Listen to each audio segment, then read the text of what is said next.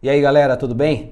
Seja bem-vindo a mais um vídeo nosso aqui no canal do YouTube, mais um quadro onde a gente vem respondendo aos inscritos.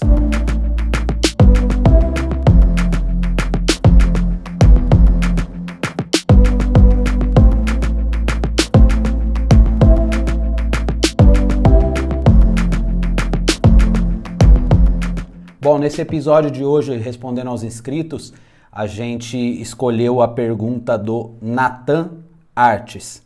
Olá, queria saber em que momento usar a caneta borracha e em que momento usar o boleador para fazer fios brancos. Essa era uma dúvida minha também quando eu comecei a usar o boleador. E é sobre isso que eu quero falar hoje. Mas antes, eu quero te pedir que deixe aí o seu like, se inscreva em nosso canal, nos acompanhe aqui pelas redes sociais e deixe também nos comentários alguma dúvida relacionada ao desenho, comentando vídeos desse quadro, para que a gente sempre tenha assuntos novos para vir tratar aqui com vocês e sempre trazer alguma informação relevante para quem está começando no caminho do desenho realista. Beleza? Bom, respondendo a pergunta do Nathan, é o seguinte, com a experiência usando o boleador e usando a caneta borracha, eu comecei a perceber o seguinte, o boleador ele só fica bom quando é para fazer pelos, então seja pelo de barba, seja cabelo, pelo de sobrancelha, bigode, enfim, cabelos que tem como fundo ou ao seu redor um fundo escuro. Então, por exemplo, digamos que esse fundo meu aqui esteja todo escuro e aí tem cabelos, né, que incidem a luz e que aí precisa ficar branco, se destacar no fundo escuro. E aí é muito difícil fazer o fundo escuro preservando todos os fios brancos. É muito difícil. Então o que a gente faz? A gente passa o boleador, para quem não sabe, o boleador é essa ferramenta que você está vendo aí. Ela é uma ponta de metal abaulada para que você use marcando o papel. Então você primeiro marca o papel, afunda o papel, fazendo sulcos nele. E depois quando você passa o lápis por cima, o lápis não penetra nos sulcos que foram feitos com essa ponta de metal. Ok? Então isso é um boleador. Como que eu comecei a usar o boleador? Na verdade, eu preservava o branco do papel quando eu ia fazer alguns fios de cabelo branco ou fazia até mesmo com a borracha. E aí um dia eu estava fazendo um desenho com a lapiseira e aí a ponta da lapiseira quebrou e a hora que a ponta quebrou, a biqueira de metal da lapiseira raspou na folha. E raspando na folha ela fez um sulco. E aí eu pensei que eu tinha estragado o desenho e tal. Só que daí conforme eu passei o lápis por cima para tentar cobrir aquilo, além de não cobrir, deu o aspecto de um fio branco. E aí nisso me veio a ideia. Eu falei, poxa, eu vou então sempre usar a ponta da lapiseira sem o grafite para marcar o papel onde eu quero fazer os fios brancos e depois eu venho com o lápis por cima. Lógico que quando eu vou passar o lápis por cima eu não vou ir a calco o lápis, porque senão acaba cobrindo, né? Eu passo devagar simplesmente para aparecer onde tá os fios, né, brancos que foram feitos e aí depois eu vou escurecendo em volta e tal, vou trabalhando todo aquele pedaço do desenho. E aí eu comecei a usar a lapiseira, só que a desvantagem da lapiseira é que a ponta é muito seca, então marcava demais o papel, danificava o papel, machucava.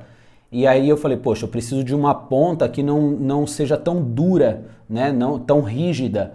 E aí peguei uma caneta sem tinta e uma Bic, né, uma caneta Bic sem tinta. E aí eu passava a ponta dela no papel, ou seja, a ponta dela afundava o papel sem machucar, porque a ponta dela é abaulada, e aí funcionava. E aí um dia numa loja de material artístico em Campinas, eu vi um boleador e não sabia nem para que servia, nunca tinha visto um. E aí vi quando eu observei a ponta dele e vi que era abaulada, eu falei, poxa, acho que isso aqui resolve bem o meu problema para substituir a caneta. Mas por questão estética, porque como eu ficava desenhando numa praça, era estranho eu ficar usando uma caneta lá sem tinta, né? E o boleador era uma ferramenta mais bonita e tal, e aí pegava e usava o boleador, beleza. Só que eu fui percebendo que ele não servia para tudo. Por exemplo, nas texturas de pele, quando a gente vai fazer as texturas de pele, é estranho eu passar o boleador. Pode até ficar bonito como resultado final para mostrar na internet. Então, quando eu digitalizo e apresento nas redes sociais, fica bonito.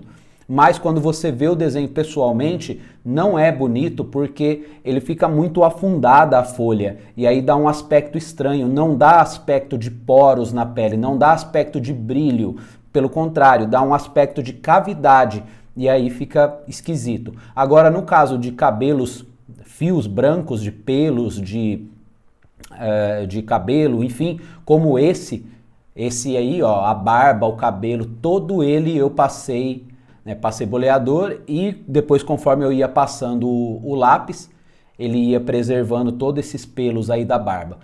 Beleza.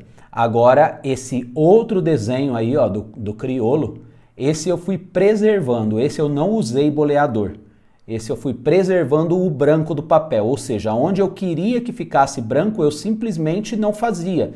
E aí ia fazendo em volta dele. E isso dá mais trabalho, sim, mas o resultado também fica bem bacana. Então, eu acho que não existe muito uma regra de onde ou não usar. Depende a paciência que você tem para trabalhar aquele resultado que você quer alcançar. Se você tem bastante paciência para preservar os brancos e tudo, você vai alcançar um resultado legal. É mais trabalhoso, sim, mas o resultado também é bacana, assim como esse desenho por último que eu mostrei.